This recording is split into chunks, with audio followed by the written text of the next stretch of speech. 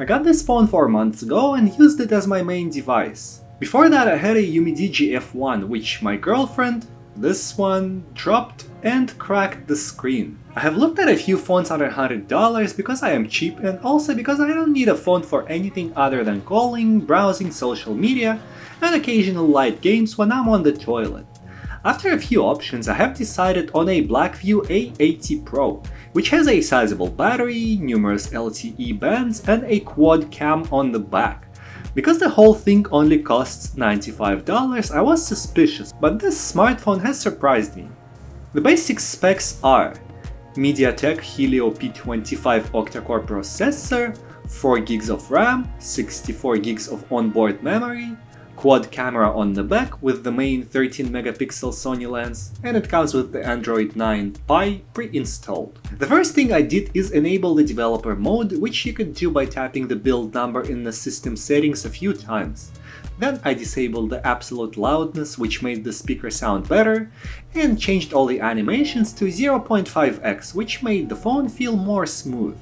The processor is relatively good. I have not experienced any significant lag, other than on non-mobile optimized websites. The worst offender was the local fish store, which did not only take an eternity to load, but the icons were really slow to move. To be fair, it took a while to load on my other phone as well, though navigating the site didn't feel as laggy. I tried my regular Block game and Candy Crush games, and the animations were smooth and the colors looked pleasant. I've downloaded a more hardware-demanding game called Car X Highway Racing, played it for a bit, and did not have any issues with the lag. It was also when I realized that the phone had a gyro sensor, which was odd as I couldn't get it to work with the Stargazing app. The RAM is 4GB. I did not run into any problems using multiple apps at once, but I do keep the habit of closing the app right after I'm done using it. There is a RAM cleaning feature which can be used by clicking the X button on the bottom. It tells you how much memory is cleaned, which I thought was pretty cool.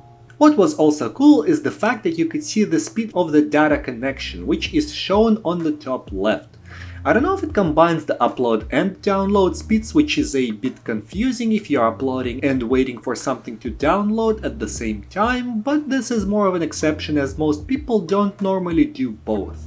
The battery is 4680 mAh, which for me works for at least 2 days at medium use. The charging is done through the USB Type-C port, which is the expected norm. The display is 6.5 inches with a water drop camera in the middle. I don't watch videos on it very often, but when I do not find that the camera gets in the way. But of course, some people could react differently to it. The resolution is 720 by 1560 and it doesn't let you watch 1080p videos. YouTube operates in 720p only, but really for the size of a smartphone display, the difference between watching a 1080p versus a 720 video is not really all that noticeable. The quad camera to me was one of the most interesting things about this smartphone. On one hand, it could be terrible given that it was a cheap phone. But on the other hand, the theoretical bar was pretty high as there are 4 lenses on the back, which is twice the amount of lenses that I had on my previous phone. Actually, is it? It is. The sharpness of the image turned out surprisingly adequate. In daylight and in cloudy weather, the images turned out vivid and sharp. The selfie camera did well as well. The video from the selfie camera was not flickery, the colors were okay, and you could really see the pores on my elderly skin, which was a bit unflattering to observe. The camera app has the beauty mode built in. For the low light camera shots, I found that it was harder for it to focus in the short range, so in some cases I had to resort to using the manual focus in the professional mode. Videos can be recorded in 1080p. Again, the autofocus was a bit slow and it doesn't always find the perfect sharpness, but the exposure quickly adapted to the situation. There is electronic stabilization and you can see here that it works okay. The first time I used the camera, I noticed that there was a sneaky logo placed in the bottom left, which tells me that this is a modified version of Android.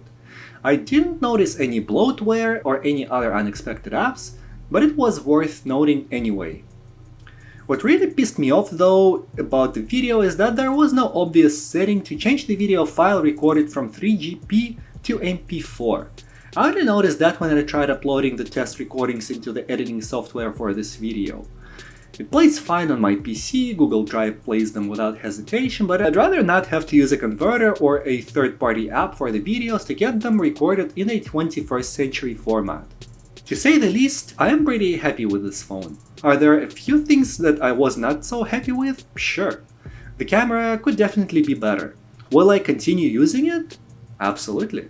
I have no reason or desire to upgrade, because for now it's a solid fit for what I need to do. Though I did reach out to UmiDigit to see if they can hook me up with their A7 Pro that a lot of people seem to be interested in.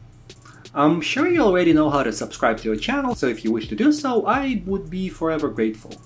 And I will start working on the new unboxing video. There have been a lot of products that I've recently received that I want to show you all. Thank you for watching until the end, I love you all, stay safe out there. Cheers! I got this phone for a month. Mother.